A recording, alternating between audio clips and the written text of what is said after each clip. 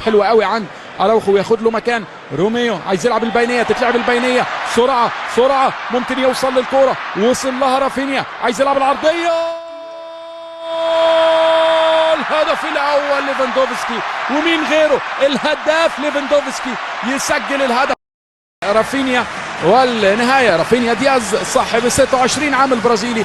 بص اتاخدت ازاي لما اتلعبت البينيه من اوريول روميو، اتلعبت حلوه قوي واستغلال لسرعات البرازيلي، وبص عدى ازاي بسرعته يا ولد يا رافينيا، وبعد كده يعدلها على شماله بترقيصه حلوه باسيست بكره عرضيه، وليفاندوفسكي خلصها في المرمى بهدف اول في اللقاء يا دوب في اول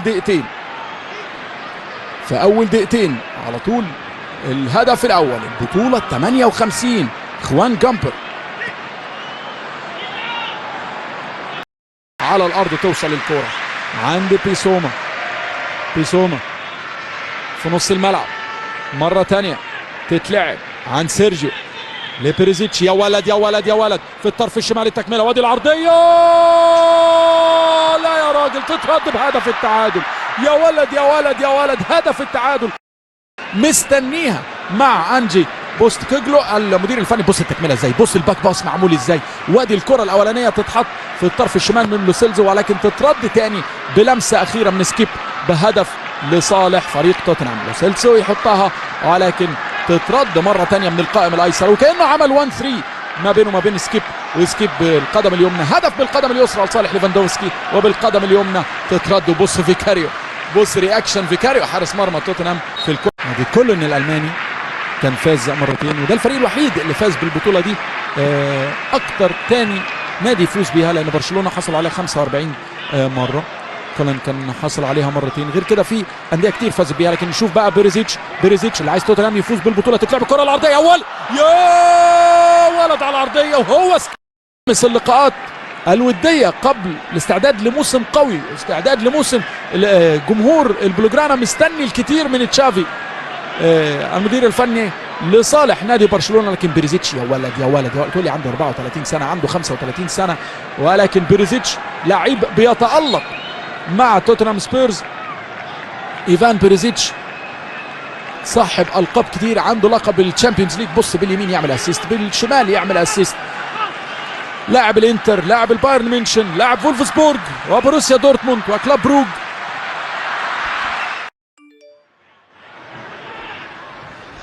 ايضا اندرياس كريستن كان في شك انه يشارك في اللقاء للاصابه من ضمن سكواد نادي برشلونه، والكره من ناحيه اليمين، زلزولي معاه الكره في الطرف اليمين، يلعب الكره العرضيه،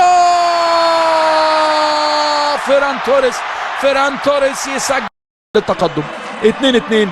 بدأها ليفاندوفسكي، اوليفر سكيب يسجل هدفين للسبيرز، وادي فيران توريس البديل يسجل. اتلعبت حلوه قوي، اتلعبت من كوندي رائعه في الطرف اليمين ليامال اللي اخذ الطرف اليمين ولعب بشماله لفيران توريس. هل كان على نفس الخط ولا كان سابق البديل؟ لامين يامال على طول يعمل الاسيست، وهدف التعادل لصالح نادي برشلونه 2-2 في مباراة الثقة. قبل غير كم دقيقة ممكن حكم اللقاء يديها لنا، اعتقد 5 دقائق، ممكن 5 دقائق بالتبديلات اللي شفناها، اعتقد ممكن يدي 4 و5 دقائق. يا ولد اخطف الكاميرا كمان، وكمان يا ولد على البينية، هيخلصها البارسا، هيخلصها انزو فاتي، التسديدة البلوجرانا هو يسجل، لكن البارسا كان هيخلص ب3 أهداف. يامال مهارة عالية قوي، بص التريسة دي، يا سلام عليك، رجلون راح فين، سيرجيو رجلون راح فين، بص يامال ويحطها على الارض. فيران توريس الرائع، فيران توريس يستلم باليمين وياسيست بالشمال لانزو فاتي، حط الراجل في ظهره، والزاويه البعيده يتفرج عليها فيكاريو، انقذ واحده وانقذ الثانيه، لكن الثالثه ثابته، لا هاتها من الاول يا راجل، هاتها من الاول. حلوه الاسيست ماشي، فيران توريس رائع مفيش كلام، انزو فاتي احلى، تمام، لكن هات لنا ترقيصه يامال، هات لنا ومتعنا بترقيصه يامال تاني. 3-2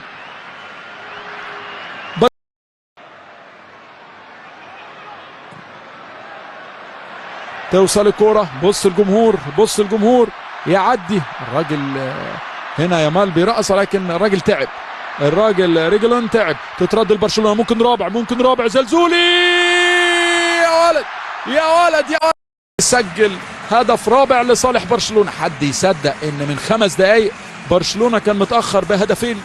حد يصدق ان من 5 دقائق برشلونه فعلا كان متاخر بهدفين؟ 4-2 في حفله رائعه في البيت الجديد.